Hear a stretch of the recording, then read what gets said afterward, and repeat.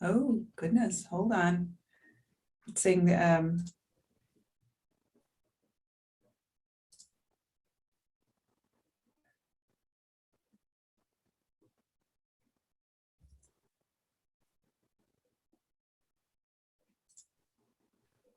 okay, I believe we are on live now.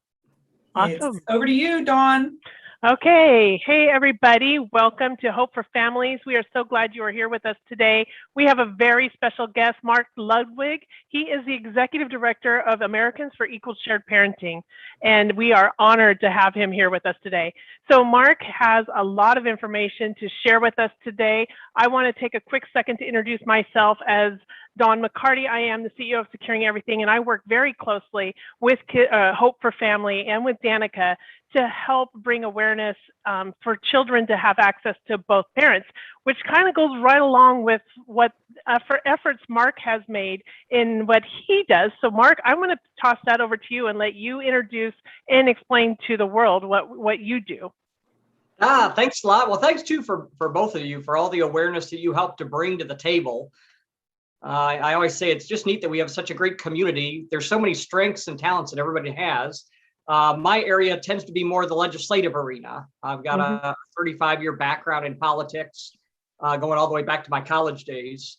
And so when the situation arose, I usually try not to talk too much about my personal situation publicly, just out of respect to Levi. I don't want him to grow up and hear all kinds of stuff about his mom, whether it's true or not. It's something that he deserves the right to be able to have kept quiet. But obviously, as you can imagine, I went through a situation like many of us have gone through. And at the time, I was being groomed to run for a potential Speaker of the House and Governor of Missouri, and was actually getting ready to file a campaign finance reports to start the campaign when my situation began. Oh, and wow. I had a decision to make. Do I continue my political career or be a dad? And there was no contest. I mean, it was, I had people from the party approaching me saying, you can still do this. We can pull this off. And I was like, well, maybe you can. But at the time I was going through a pretty rough, I went 204 days without seeing him, obviously not by my choice. And I couldn't focus on anything. I mean, there was nothing on my mind except I wanted to see my son. And so I ended up putting that career on hold. And it's not to get over spiritual with people, but you go through this philosophical questioning of why, I thought my whole life had been groomed to go this direction. And now this curveball hit. And then I got hit with some medical challenges at the same time that got pretty serious for a while. And as I came out of that, it's almost like I got this answer of this was why is you were supposed to use all these political connections and political knowledge that you have and the experiences, not to be a governor, but to be able to fight for kids and have a personal testimony of what it was like going through that. And I'm pretty much at peace now. I don't think I will ever have, they still approach me all the time about running for office here. But first off, I wouldn't do it while Levi's still in school, because I only get to see him on weekends. And that's not the kind of life that I want for him, where I would be gone 4 days a week and who knows whether my calls would be answered during that period of time. And then on weekends, you've got town hall meetings and meetings with constituents and ribbon cuttings and Eagle Scout ceremonies. And so I definitely won't, but I'm pretty much at peace that if all I do is I can help contribute to the shared parenting community and help, as I always say, educate, enable, and empower other people on what they need to do in their state. I'm fully aware of the fact no one person is going to change this, and no one organization is. It's each one of us have different skills, talents, and abilities that we contribute to the community. And I think my biggest goal right now is that's it. I don't want to be the person who gets the change passed. I'd rather educate 1,000 people so they're equipped to know what they need to do. Right. When I came onto the scene about 5 years ago, when after the health challenges, I started getting active. I spent a year exploring the community, and I never like to just dive into something. I like to spend some time analyzing, figuring out, okay, where are the strengths? Where are the weaknesses? Where are the gaps? And the biggest gap I found was in educating people on the legislative process. What I saw a ton of, 6 years ago was people wanting to protest at courthouses and threaten judges, threaten legislators. And I understand their frustrations. Trust me, any of us can know that frustration of just, you're fuming and you just want to lash out. The challenge is the opposition has fed the narrative that we're a bunch of angry dads and people with anger management problems. So when you go to a courthouse and you're around other people that have that same, animosity built up inside them, the same emotions, the same anger, you're feeding off each other. And you're not talking as rational anymore. It almost becomes I'm going to one up this person on how mad I am, and I'm going to one up, and you don't even realize you're doing it. But the outside world looks at it and they're like, oh my gosh, look at those people. And a good example is January 6th. I'm about as hardcore conservative as it comes. And I was there January 6th. I don't know if you knew, but my filming went on news stations all across the country. Matter of fact, the FBI was parked outside my house when I came back because my film was. Oh, wow. Ooh. And, just to clarify, I never went in the building. And that's why I've been around Washington enough to know that whether you have access to that entrance or not, we know we're not supposed to be in that building. And the narrative, even though those people, I understand, because I'm one of them who agrees that there were some challenges with the election integrity. But you don't go storming the Capitol on the inside. I have no problem with people doing what I was doing and making your voice heard outside the Capitol. But once you step inside the Capitol, you've just framed the narrative for the opposition. And sadly, that's what we've allowed ourselves to do, is people allow the emotions to take over. And I have so many friends of mine in the legislature that say their first exposure to anything to do with shared parenting and custody issues was an angry parent yelling at them on the phone saying, why didn't you do something about it? Well, until they're educated, how can they do something about something they don't realize is a problem? I'm the same way. 11 years ago, if somebody would have told me that one parent only got to see their kid every other weekend, I'm sad to admit, but I would have said, well, yeah, isn't that the way it is? Until it happened to my kid. And I realized it was my kid missing out on those memories, my kid missing out on that bonding. And I started diving into the research of how bonding really does start, and those first 2 years are so critical to the bonding process. But before I was educated on that, I wouldn't have thought there was a problem. So the first thing we have to do with legislators is put ourselves in their shoes and give them the benefit of the doubt. So whenever I meet with a legislator, I don't ever talk. I ask questions first. Hey, what are your thoughts on custody situations? Do you have a family member, or have you ever dealt with a custody situation? Do you have someone close to you that's ever dealt with it? And I want to find out, where are they coming from before I just cram something down their throat. And after watching just hundreds and hundreds and hundreds of Facebook Lives and pictures and dialogues on different custody issues on Facebook, I started realizing that's my niche. My niche is teaching people how to connect with the legislators. You have so much going on in there, Mark. Sorry, is that my mic? I hope that's not my mic. Yeah. You have so much going on in there, and I want to make a couple of comments on some of the things that you said. And you were talking about Levi's feelings and how he might feel someday. And I think I can relate to that, because I am the child in the scenario where I am an adult survivor of severe parental alienation with abduction. So I've had an extreme situation that I didn't know I was going through for most of my life. I didn't realize that a lot of the things that was going on with me, and some of the fallout or those long-term effects, were following me along as I grew up and as I went through life. I didn't have some of the things I should have had that comes naturally, like you said, that bonding experience. So it's super important, and I commend you for taking the time to consider Levi, first of all, to give him that consideration of what you do as far as a career even, and you've sacrificed so much for his sake. And that's huge. That's really is a huge thing.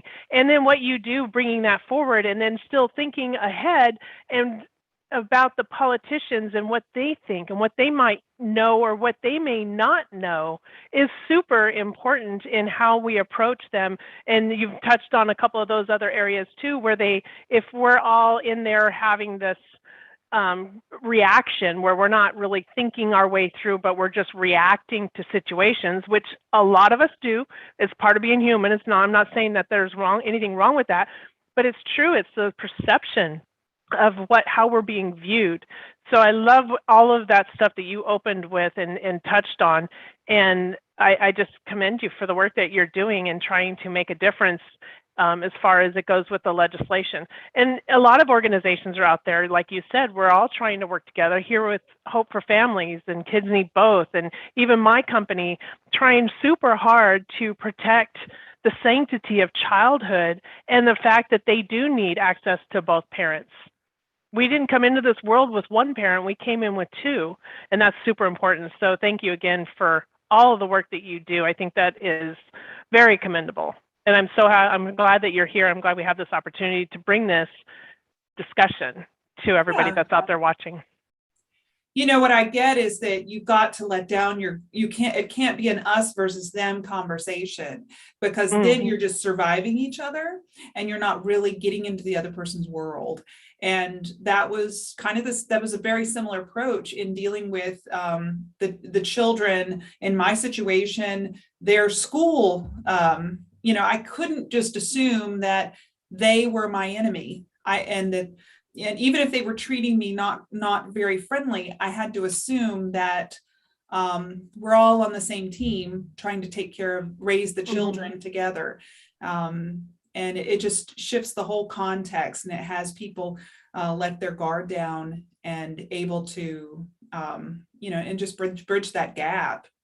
And it seems like, and Mark, I see you all the time, you're substitute teaching in your child's school. You went from being a political candidate to being willing to do what it takes, the humbleness that it takes to even become a substitute teacher because of your stand for your commitment with your son. That's awesome. That's a way to get involved. Yeah, I've loved doing the substitute teaching. I had to get creative. Fortunately, his school's been very good. They understand the situation. And, normally, without going into details, the calls normally aren't answered from Sunday to Friday usually. And so I knew early on, I didn't want him going Sunday through Friday with no contact at all. And so in kindergarten, I started surprising him at lunch once a week. And I would pick either Tuesday, Wednesday, or Thursday.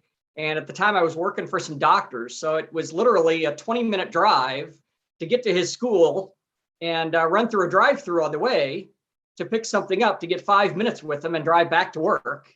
But I started doing that and I didn't miss a week. And then I kept up through first grade and second grade. And it got to, I started feeling like Norm on Cheers when I would walk in the whole cafeteria, Mr. Ludwig.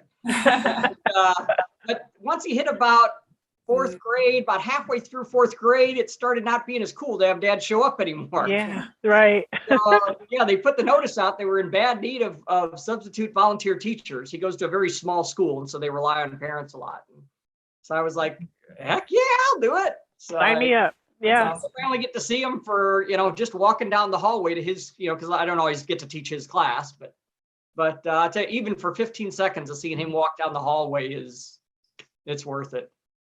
Well, and he knows you're there. That's the important part, is he knows you're there. You're present. And that is comforting. And it must be comforting for him. So. It's the seeds that we plant.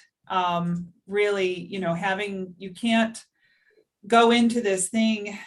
This is not a short game. This is the long game. This is about, and I always, tell my co-parenting participants that I'm like, you've got your children. We all have inherited ways of being. We inherited from our parents, and we go into adult life with pretty much only inherited things that we've picked up from our families.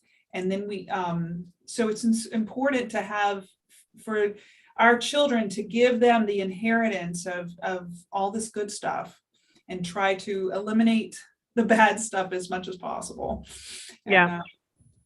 Yeah. So Mark, I want to talk to you a little bit about what's coming up. So you have a conference coming up in the next couple of weeks, and some of the topics I think are very interesting. So you're going to be talking about some of the top 20 mistakes that shared parenting advocates make and how they can avoid those. And I think that's got to be a very important topic, and how to identify the right sponsor for a bill. So there's a whole lot more that you're going to be sharing there, but would you take a moment to talk about this conference and what is the main purpose and the main outcome you would like to see? Yeah, as I mentioned earlier, my goal is not for me to be the answer, because no one person is going to be. There's personality clashes. I can guarantee you everyone watching doesn't like my personality, but they don't like every personality. And unfortunately, I think a lot of us come into this thinking that somehow we're going to change the world because we're so wonderful. And then you start realizing, no, that's not going to happen. And it's the same way with dealing with legislators. I'm on the far spectrum on the conservative side. Well, we need to reach the far other side of the spectrum too. So I have to acknowledge that if I can train someone on the other side of the spectrum to be able to talk in their language a little better, we're going to be a lot more powerful.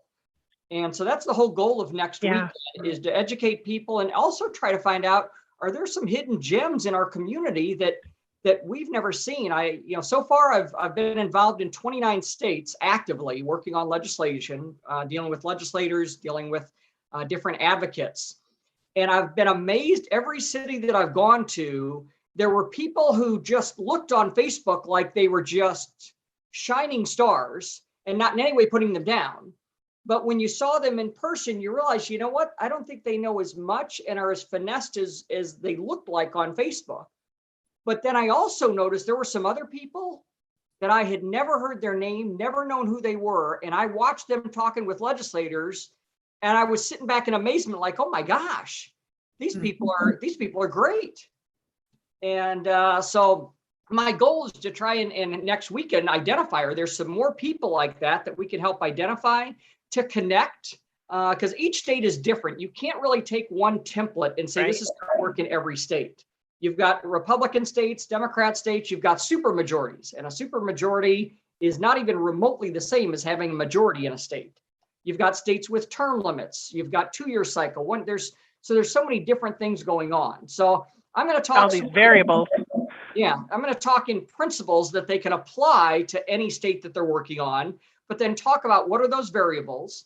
And I do think the top 20 mistakes is going to be very good, because those are actual live things that I witnessed myself, that you need somebody. I've been very fortunate to be mentored by great people over these last 35 years. That I always used to give the example when I used to do public speaking, but back when Albert Pujols was big in St. Louis, even Albert Pujols had a batting coach, because you need somebody who's outside looking in, that you may not notice that your elbow is just slightly drooping every single at bat. But a third party, unemotionally attached, can look and say, hey, you're dropping your elbow. That's why you're missing those pitches. Mm-hmm. We need the same thing. If we're going in by ourselves and meeting with legislators and not doing a proper analyzation and debriefing after every meeting, we're messing up. So I've got, Ed Martin, who those who follow me hear me talk about him all the time. He was the youth advisor to Pope John Paul II. He's been a presidential advisor to 4 presidents. He's the head of the Phyllis Schlafly Foundation, who Phyllis was the first one talking about fatherless society and what was going to happen with Title 4D. But Ed and I have been very, very good friends since he was chief of staff for Governor Blunt in Missouri. And almost every time I go to Washington, D.C., not almost every time I go to Washington, D.C., Ed and I will have a phone call for about an hour and a half before we go, and we'll lay out a game plan and some goals. And every time we have one afterwards, and Ed asked me the tough questions. Hey, did you find out their why? Why would they be interested in this? What hits their hot button? And I need someone like that, so that I don't walk out of there posting pictures on Facebook of how great Mark Ludwig is and think I've done a wonderful job. And I think everybody has a tendency to feel some of that. And I think it's okay to have some pride in accomplishment when you've had successful meetings. It makes you want to do it more. Knowledge is power. Knowledge is power. And I tell you, the biggest thing I learned growing up about government was from Schoolhouse Rock on Saturday morning. I love that. I still remember that. Yeah. Yeah. But yeah, I need somebody like Ed that can force me to answer the tough questions, to say, what did I do that needs to be changed to be even better for the next meeting I go in? Absolutely. And so I'm hoping next weekend we can develop sort of a peer group that we can have some follow-up conference calls to be bouncing ideas off each other, to be sort of that iron sharpens iron type of an organization.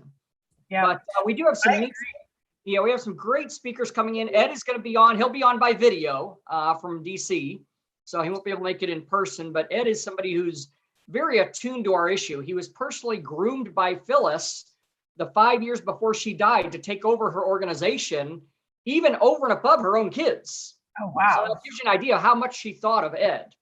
Wow. And Title 4D reform and equal shared parenting is one of the actual platforms on the Eagle Council now.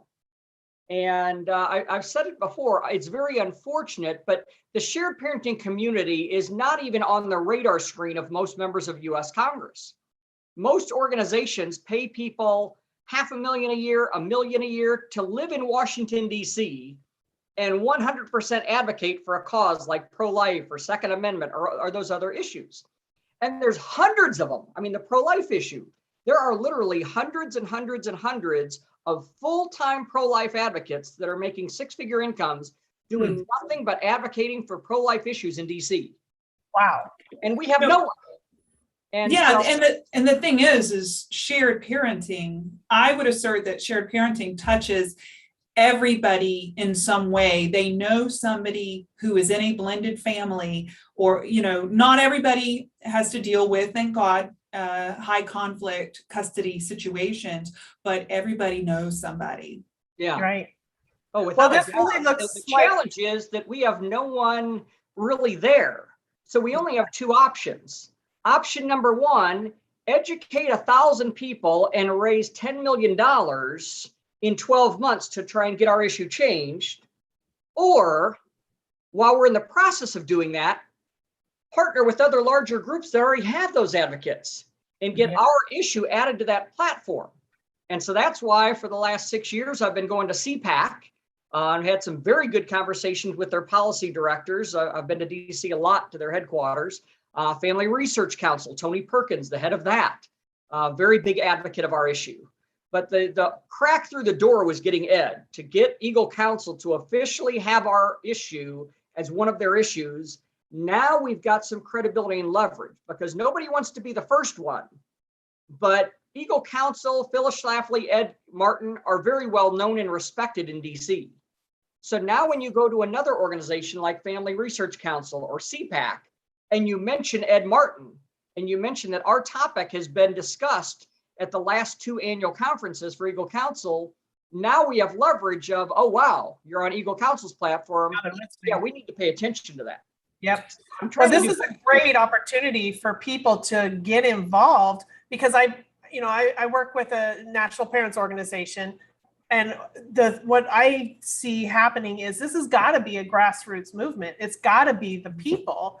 And, you know, I think having the conference that you're putting together gives them that opportunity to come in and learn what it takes to push a bill through, or even to get one started, even to get a sponsor for it. These are all things that are just very time consuming, and you really have to know who you're talking to. You have to have those connections. So it's really not something that we can just walk into, you know, our Capitol building, right? And just say, okay, I want to talk to somebody about this. And we sit down and have a discussion. It takes a lot more than that. So you're paving the way. You're kind of giving people a place to land and to come in and have a place to learn what it really takes. And I think that's phenomenal. That is actually phenomenal. It's a skill, not a talent, which a skill can be learned. Exactly. Yeah. And Brian in Arkansas, you know, they started coming to our conferences 3 years ago. They had never been involved in politics, had never been to a political event, had never been to their state capital, had never been involved in anything. And they started coming to our events and taking notes. They would always sit on the front row. And then Patrick and Gina started calling me on a regular basis. Matter of fact, they literally painted my condo. This is a true story because they wanted to spend more time with me. And they thought Levi had done had hooked a magic marker to the end of a string one day. And he was going zing. And I'm in the kitchen not noticing what's happening. And I'm like, Levi, don't do that. Why are you doing that? And I see his eyes going like this. And this poor wall here had a whole ring stripe. And so I did like 1.5 years of Facebook Lives with black splotches all over this wall.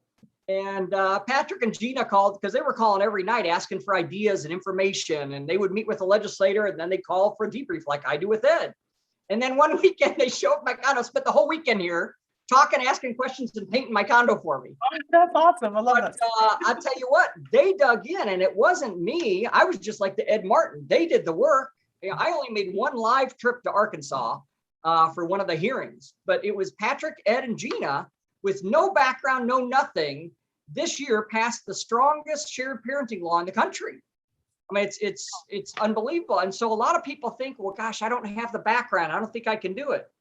No, you can do it. If you have the desire, we can teach you the principles that you need to know to be effective. And fortunately, I've got enough contacts, and with Ed and some other people I know, there's not a state in the country that I don't know at least 5 or 10 legislators sympathetic to our cause, that I can get people a start. You know, Texas is a prime example. Brian Hughes, the senator that passed the law in Texas this year. That's how that law got started. Brian and I used to have a very large Amway business years ago. I had a very, very large one all across the country. I had about 4,000 people in my downline, and my sponsor and I would rent convention halls. We rented the Freedom Arena, the Georgia Dome down in Georgia. We had 72,000 people at one event down there. Well, Brian was part of that organization. And so I guess it was 4 years ago, I went down and met with Brian, with Rustin Wright and Stuart McMillan and Josh Youngblood, or Josh Jaros. And we all met with Senator Hughes down there. Well, it turns out he's the one who ended up sponsoring the bill that passed this year. There was one bill, 803, that was the equal shared parenting bill that didn't get passed. But while everybody was focusing on that, we were behind the scenes working on this other bill on radar that changed from standard possession to expanded standards possession in Texas. And that just went into law a couple of weeks ago. But we've got connections. And that's once again why we need people here this weekend, is those connections and resources. Sometimes there's stuff that won't be said on Facebook, but in a hallway, you'll hear a conversation where somebody mentions a name or mentions a connection, and somebody says, wait, who did you say? That's who we need to get to. And all of a sudden, boom, the doors opened up and a law gets passed. This is the beauty of working together and collaborating and sharing what you know and who you know. And so people coming in, they may not realize that they know somebody until they get there. So as they're going through this conference that you're sharing, and you're talking about things like what worked for these states, for Arkansas, for Tennessee, for Oklahoma. There's several states that pass laws. Florida, we have passed a little bit of the law. We got a little bit closer to it. We're not, we haven't made it solid, but it's getting closer. And because other states and our state are making these strides, the more people that get involved and come in and collaborate might have the one thing that one state needs. Oh, definitely. Yep. So the thing, and it's no secret that you are more conservative, and yet what could a person benefit from for going to your conference? Obviously, it's about educating people about how government works. So a person with no real leanings could come there and learn something, and or even if somebody was more on the progressive end. Can you speak to that?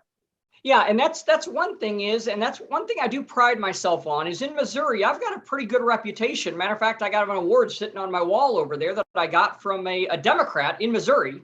This is before the shared parenting. I used to do a lot of work with charities in Missouri. And they gave me a proclamation that honored me for a lot of my awards with charity work. And that was presented to me by one of my good friends at the time, who was about as liberal as you could get. And so what I tell people is, you've got to check the emotions at the door.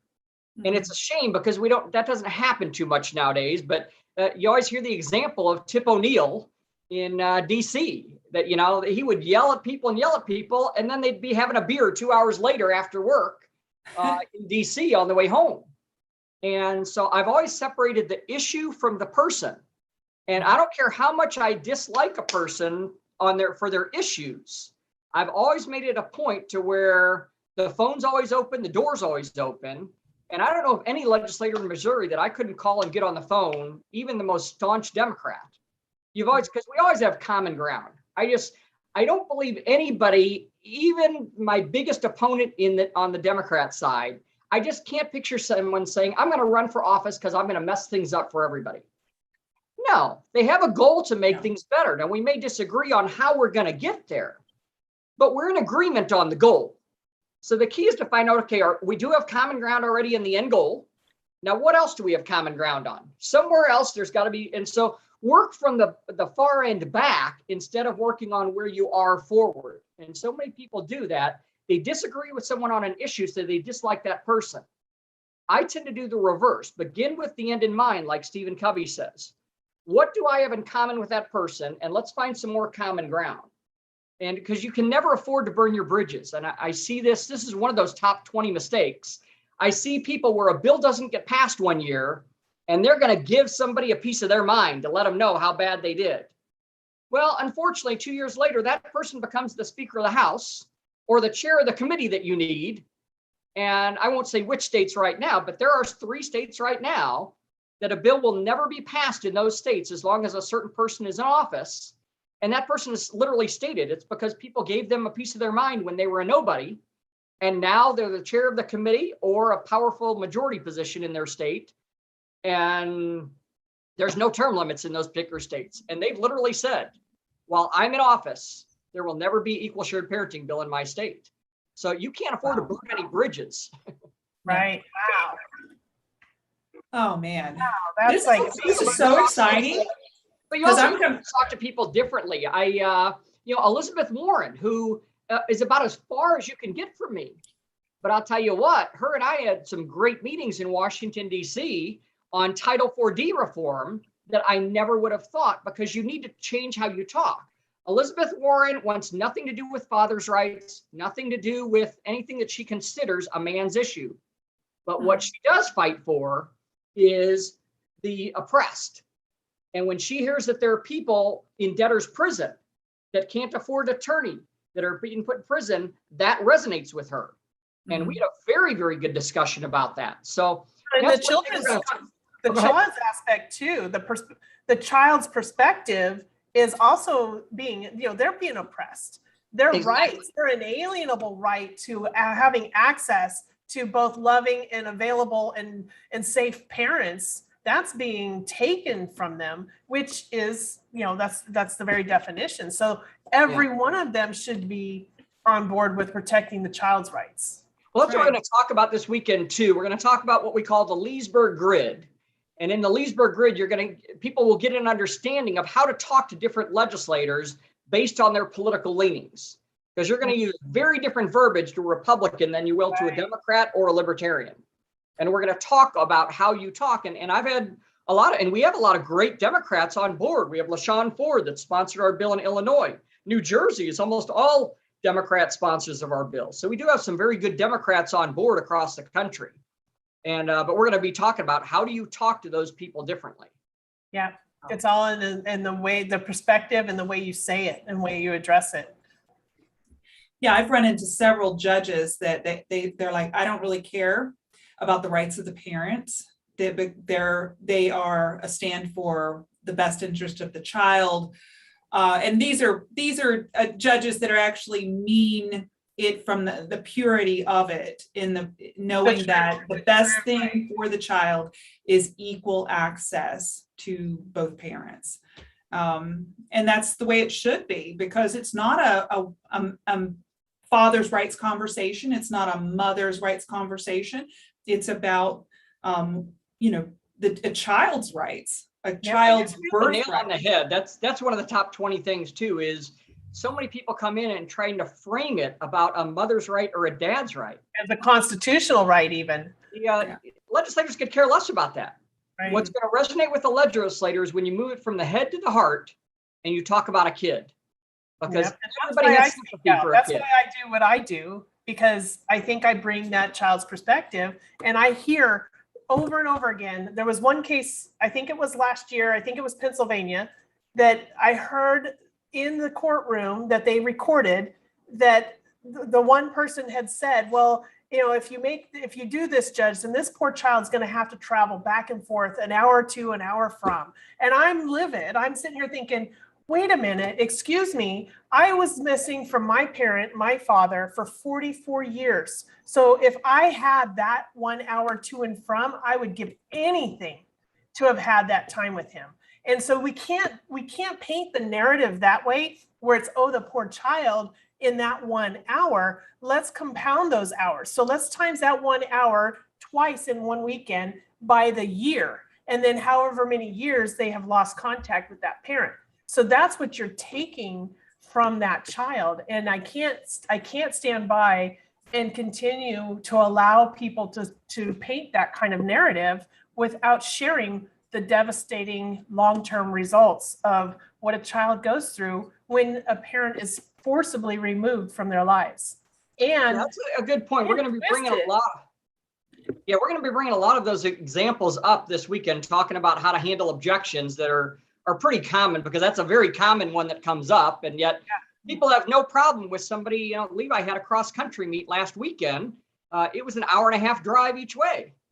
And nobody thinks there's anything wrong with a parent driving an 1.5 hours to a cross country meet or a volleyball or a basketball game. But oh my gosh, an hour in a car with their own parent to talk about school that day? What we have to get them used to is that kids are going to end up having 2 homes. They're going to have 2 beds. They're going to have, you know, that's just what's happening. And the child will adapt to that as long as the parents can remain healthy. They'll be able to adapt. It's when the parents don't have, they continue with that conflict, that it becomes the child's conflict. Actually, when not to blame parents, I'm just saying that's just what happens, right? We kind of know that's kind of what, by design, what's going on in a high conflict situation where the kid is always having to maybe even choose sides. You know, we know the extent. I don't want to get too far into that part, but it's hard for the child to navigate through that. I think that sometimes even on the legislature end, but definitely we get used to what's normal practice, what's historically the norm, and we're completely blind to how dysfunctional it is. So it's completely dysfunctional to have one parent be fully responsible for a child's needs solo for 2 weeks solid, and they only get 2-day break. And it's totally dysfunctional for a parent to try to be a parent in 48 hours every other weekend. That's dysfunctional and stressful. There's daycare, there's also, I have to make arrangements, and, you know, maybe it would be easier if they could work together on those, so I see exactly what you're saying. But they don't even have to be. I mean, you can have 2 parents that just, the bridge was burned. And if they're rotating every 7 days, they don't even have to see each other. That child learns that this is my home environment. This is with my dad's, and they'll even talk about it. They're like, this is my home with my dad. This is my home with my mom. But I guarantee you, if the child is only seeing a parent every other weekend, that's not their home. They're visiting their parents' home. And judges are all about, well, it's not good for them to be back and forth. And I'm like, what do you think we do when we put our child on a school bus for 7 hours a day? We're putting them in a different environment that they have to adapt to. Right. So these are all the important issues. And Mark, you said you're going to be bringing up a lot of these in those, some of those topics that you're talking about during your conference. Yeah, we'll be talking about too, once again, how to handle these with a conservative versus a liberal when you're talking to people in the legislature. But once again, and we're going to do sort of a roundtable discussion on the objections. There's some formats where it's better to almost talk at people when you're presenting stuff, but there's other that just are so much better in a group dynamic. So that particular one, we're going to be doing a sort of a roundtable discussion on how to handle covering objections. I want to get the link out real quick to share with our audience. Is this I shared the link I've got on the chat, but I can actually. Is that the one to register for his conference? They can register 2 ways. They can some people are very involved in Mark's Facebook page. And we also have that link on hopeforfamilies.net. So I want to share that, the hopeforfamilies.net page. And Okay. And you can register right there. There's several ways to register on this for the event. In fact, Mark, I'm going to have you talk about the different kinds of tickets that are available. Okay, perfect. Yeah, this year we're doing the virtual, thanks to Danica. I've always wanted to do virtual. I have no technical skills. Back when Moses and I played together, there wasn't the internet back then. And, so I literally have no computer skills whatsoever. But so in the past, with the previous 3 years, we've done in person. And I just love in person just because I love being able to connect with people, the relationships that are built, the friendships that are built that you just can't get virtually. But I also acknowledge that in our community, most non-custodial parents are working their tail off trying to pay their bills and child support and attorney fees, and they just don't have the money, and then they don't have the time. And what if it's a weekend with their kid? Right. It's very tough for me to give up a weekend with Levi. I mean, it has to be a high priority. So this year, thanks to Danica, we're able to do a virtual. I think we're going to start doing more of these down the line. This will be sort of our beginning rollout of some of these. But so we do have both regular tickets or VIP. The VIP, obviously, to help raise funds. I don't mind going to all the different states, but what people don't realize is, well, when I go to a different state, there's airfare, there's hotel, there's car rental, there's expenses there. And meanwhile, I'm not earning money while I'm gone. The one year I went to literally 24 different states. And at the time, we don't have the funding now, but at the time I was making $1,500 a month salary. And I had people complaining, saying, oh, he's making money off the community. I'm like, why don't you try giving up your job and living on $1,500 a month while you're going to 24 cities in 1 year, putting in 12-hour days in those cities? That's the beauty of taking it virtual, so then you can be everywhere. Yeah, but with the so the VIP tickets is to help raise funding, because there are some states that I do think that I have some special connections with some of the legislators that I would be a little more effective being there in person. And so we have both a regular and a VIP. The VIP is basically an extra contribution to help us. But for that, we are going to have 3 town hall conference calls afterwards following, because so many people, I know myself, I'll go to a conference and then on the drive home or on the airplane home, I'm thinking of a million questions I wish I would have asked. So we're going to be having 3 follow-up conference calls staggered so that people who have questions after the conference, that maybe they want more specifics for their state. And every one of these conference calls will have someone there, whether it's Ed Martin himself that'll be on one of these conference calls, Charlie from Leadership Institute, or one of the senators from Missouri that'll be on that call. So it's kind of a neat extra benefit that they're going to get for donating the money for the VIP ticket. I think this is huge. I'm so great, so honored to be able to be involved in person. I'm flying in to St. Louis. On your birthday, by the way. On my birthday, yeah. Oh my God, talk about commitment. I was, we were talking about how I could handle the virtual side of it from Florida, but I was like, well, why not? That would be fun to go. That sounds fun. Road trip, but yeah, like there's a value. Huh? Pick me up on your way by. Yeah. I was just going to say, Dawn, we need you here. Yes. I invited Don Hubin. I wanted to get him here because I just think the world of him. We've had a few conference calls with him and me and Casey. Yeah. And Casey's flying up from Florida from TFRM. But Don's got some kind of commitment. He can't make it. But I would have loved to have had Don. I'll think about it. I might be able to swing it. We'll see. Yeah. Oh, Don, that would be awesome.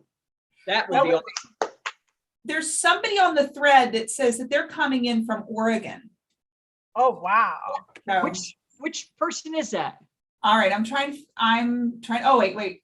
Alex. This is Alex Eli.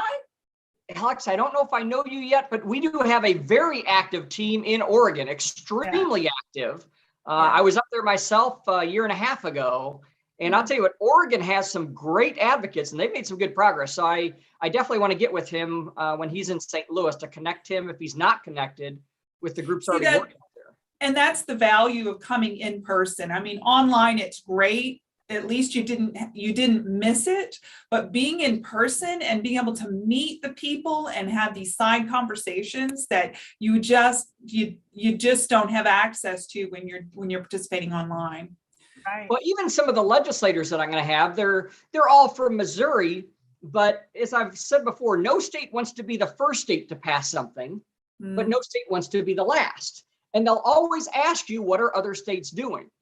Well, if somebody's never been to their capital, has no credibility, no background in politics, you'd be surprised what a door opener it is when you call the gatekeeper and say, I just met with Senator Eigel in Missouri, and he recommended that I call, when you're speaking to your state senator, that I recommend to speak to Senator so-and-so about this issue. Because if you just call, it's nothing, but, oh, another senator recommended this? Yeah. And all senators are going to do that. So when Bill's there, I can guarantee you he's going to say, I recommend you call yours. Now, he won't say it one-to-one to every person, but he'll say, I recommend you call your state senator. So what you need to do then, hey, when I was in Missouri last weekend with Senator Bill Eigel, he recommended that I call you and talk to you about this issue. Do you have 15 minutes to meet with me? And you'd be surprised how that notches you up on their radar screen. Yeah. That's awesome, man. I would love to come and support this. I think excellent opportunity. One, because I have a lot to learn. I might have been running the chair for Florida for NPO, but there's so much that I don't know. And well, you bring up a great point, Dawn. Even myself, I'm amazed at how many people will come to that conference to share what they know with everyone. Like they're going to walk in like they should have a crown on their head. I come there to learn. My attitude is, are you kidding me? Every time I'm with Ed Martin, I can learn a nugget. Charlie is going to be Leadership Institute has trained 238,000 people worldwide. They are the #1 political training organization in the world. 37 current members of U.S. Congress were graduates of Leadership Institute. Over 100 members of their staff were trained. Charlie is one of the top 3 trainers for Leadership Institute. He has trained more members of Congress and legislative aides than most people will ever meet in their lifetime. And he's going to be live and in person. So I can guarantee you when he's talking, I'm not sitting in the back hoping everybody's taking pictures of me. I'm on the front taking notes, figuring what can I learn from this guy? Exactly. Yes. We gotta continue learning because not one of us knows everything. They happen to know a specific piece of it. And someone in that room is going to take that and be able to move the bar up a little bit more. We're all holding this bar up. We're all helping to raise it higher. And we got to keep going. And one of the things I just want to touch on it just briefly is, and I think we mentioned it a little bit earlier, but we have to work together. We have to stop infighting because they see that. Oh, definitely. They see that, and then we lose our credibility. We lose our momentum. And that means we lose our power. So in order to have our voices heard, we have to unite and we have to speak together as one voice. Yeah, I'm amazed at how many people that want to keep this animosity between groups going.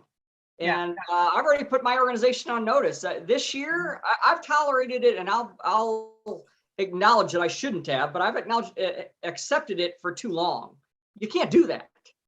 Ed Martin doesn't infight with there's over 100 other pro-life groups that are all fighting for the same dollars, the same supporters, everything. You don't fight with them. And unfortunately, so many people want to draw the line in the sand within our own turf. You can't be doing that. We don't shoot in our own foxhole. I agree. We've got enough opposition out there. Which means you might lose friends. But, if you're going to make a difference, sometimes those friends are the ones that are keeping you back. Yeah. Good. Very, very good point. I think it's a competitive, it's something in human nature to be competitive or feel like there's scarcity out there. Like if somebody else is doing something I want to do, then I'll get edged out. And I'm like, no, there's room for everybody. Well, I think it's country running, in practice, he competes against his buddies and they're competitors. But when they go to a meet, they're all on the same team. Yep. And even though when they're together, they may not, they may try and, talk smack and all kinds of stuff like that. But boy, I tell you what, when they go to a meet, they've got to be united because it's them against everybody else. And that's what we need people to realize is, look, if you have disagreements, keep them to yourself, but there is no competition. If our end goal, and you brought up another great point, Dawn, too, of of we're going to end up passing this on. This will not get done in the next 5 or even 10 years. All the changes that need to be done with Title 40, with state laws, with parental alienation, it's going to take easily 10, 15, 20 years, which means we won't do it. And that's why we have people like we better have our act together so that we have something to pass on. Exactly. Yeah, we have Molly Olson that's going to be talking. That's been around for 20 something years. And, you know, she's told me several times, Mark, I appreciate what you're bringing to the table. It's something we've never had before. And I tell her, I'm like, Molly, we wouldn't have a table if it wasn't for you 20 years ago.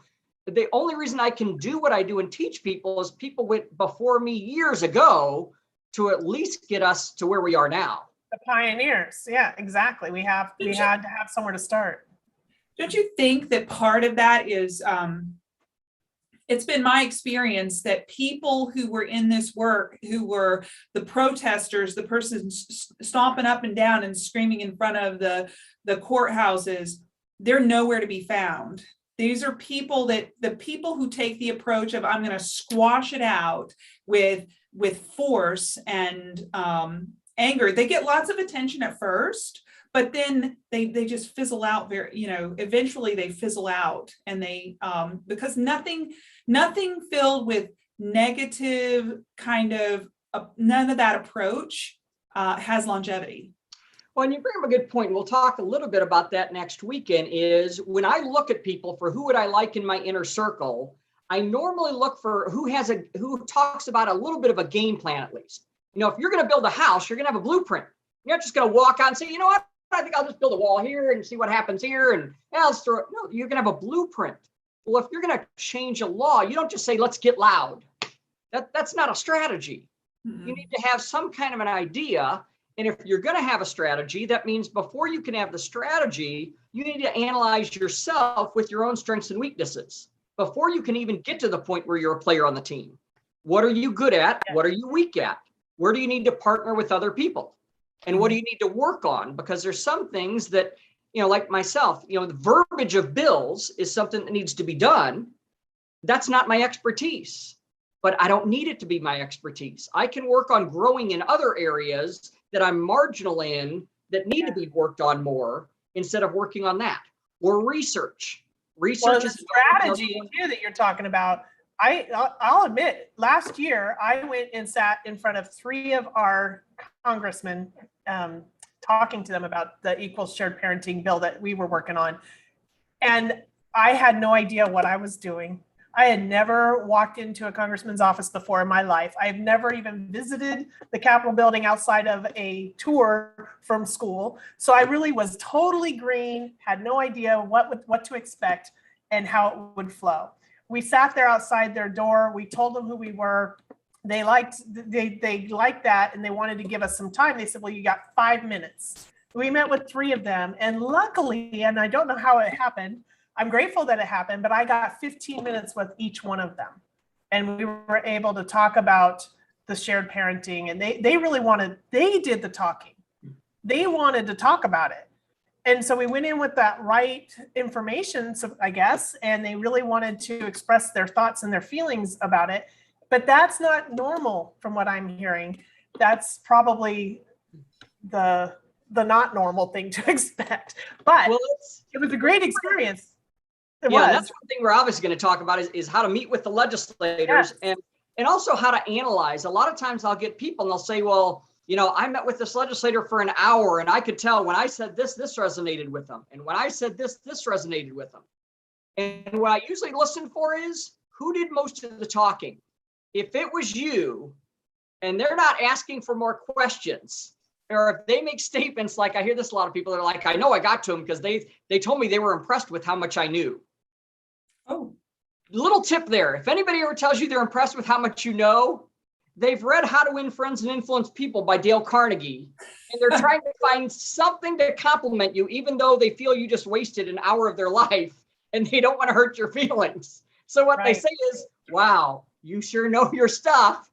That's a red flag for you're talking too long. Yeah. So, and I like what you're doing, because in this conference, you're also doing a little role playing and showing people what to expect and how to approach somebody. Yes, yeah, we're gonna be doing a lot of role playing this time, just because, like I said, that's one thing I've seen around the country. I have people that by themselves have gone in, and by the words they've told me, I can tell they've messed up. Matter of fact, I've had legislators call me from Missouri and have told me, look, this person was in my office. They have totally turned me off on your issue. Do not have them come to my office anymore. I avoid them when I see them. I mean, that's so you need to learn what are tips that you can learn. Are they asking questions? Are they keeping it going? You know, are you leaving first or are they leaving first? If they stand up in the middle of the conversation to walk out the door, that's not a good sign.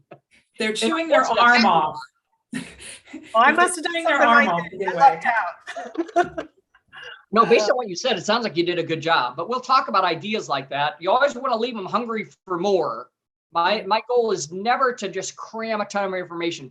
I want them hungry for more. Yeah, right. We'll talk about that next weekend, but there's only so much they can absorb in one meeting. They're getting calls by hundreds of people on hundreds of different issues. They don't care about, you know, the Fabricius study and Linda Nielsen. They need to know that you know that. And they need to know where they can get access to it if they need it. But you don't load them up with all that information. You'll allude to it. In fact, I think what I did lead with, I had led with the child, and that we're doing this for the children, and that our state's children need your help in order to protect their rights to have access. And that was the, you know, that presumption of equal shared parenting that I can't even remember it now. It's been so long. But we had that first session that it did pass in our House, but then it stalled in the Senate and COVID had hit. So they weren't doing anything else. So it just kind of like phased away. So it did go through again this year and it did pass, but it wasn't as powerful. There's definitely some more work that needs to be done for our state. So that is good to know that I didn't really screw it up, that I actually did something. That's not like you did. That's not like you did. As long as you're in and out of there in under 15 minutes, and especially if they're asking questions, anybody who's been in an office more than 15 minutes, I get very nervous. If they ever tell me they've been in there 30 minutes. If they're talking, let them talk. Yeah. Oh, we've got like 2 minutes left before we gotta wrap it up. Well, let's give it to Mark. Let's give it to Mark to wrap it up and you know, one more poll for your conference next week, and then we will close it out. Yeah, and I know it's getting down to the wire. So those people that are coming from out of town, you're gonna need to make a decision like today or tomorrow if you're flying in. If you're driving in, you have some more time. We've done everything we can to make it as economical as possible. But if you can make it in person, I encourage you get there. This is the Super Bowl of how to pass legislation. Now, let me clarify too, that's not in competition with any other group who's having conferences. Ours is specifically geared to legislation. But if you just can't make it, like I said, thanks to Danica, we've got a virtual option this year. So, my gosh, yep. For $25, you could tap into most of the conference. If you can afford the VIP virtual, it would help us out, and you'll have access to even more of the conference. But that way, you don't have to pay the plane fare, the hotel. But I encourage you guys that I promise you, it's matter of fact, I'll tell you, it's money back guaranteed. If you go to that conference or you tune in virtually, and you aren't satisfied that you got the value, I will get you your money back. I guarantee you, I've put some time and effort into making sure this will arm, equip, educate, and enable you to pass legislation in your state so you feel confident knowing what to do. Awesome. Right. So the links are in some of the places where this is being viewed. I did post it in a couple places. Danica, you did as well? I did. I shared it in several of the pages. So and we're going to have a replay on Sunday of this conversation. Okay, So. perfect. So if you go to Mark's page, if you go to Hope for Families, NPO Florida, the links are in those, in the comments below. So we have to put them in the comments now. So in order for Facebook to keep us scrolling, we have to play that.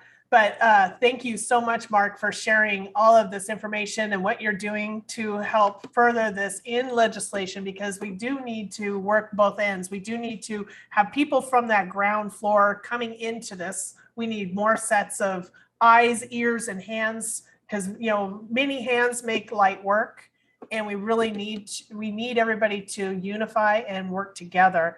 So I love the fact that you're educating those of us that can come and attend so that they know what to do. So you're not walking in unprepared like I was last year, scared out of my wits because I didn't know what to expect. I'm glad it worked out. I'm glad I did something right. But we don't want everybody to have to be in that position because you never know what to expect. And you don't know if they'll give you that extra time, what their schedules are like or anything like that. So it would be good to have a way to learn the knowledge that you need in order to speak to your legislators and your state representatives in general. So thank you, Mark, for sharing that. I hope everybody clicks on those links and gets registered either for the live event or the virtual if you're in different areas of the country and just can't make that trip. But be sure to be there and tune in with us. And Danica, do you have anything that we need to add? I don't know. So many things, but our children's future is at stake. Everybody knows somebody in a blended family at the very least, if not in a high conflict custody situation. And just come to this event if hopefully in person in St. Louis next weekend. Otherwise, join us online and make a difference. Reach out and be an advocate for equal shared parenting.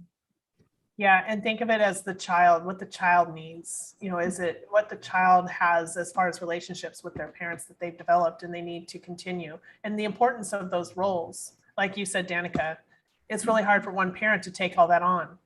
That's right.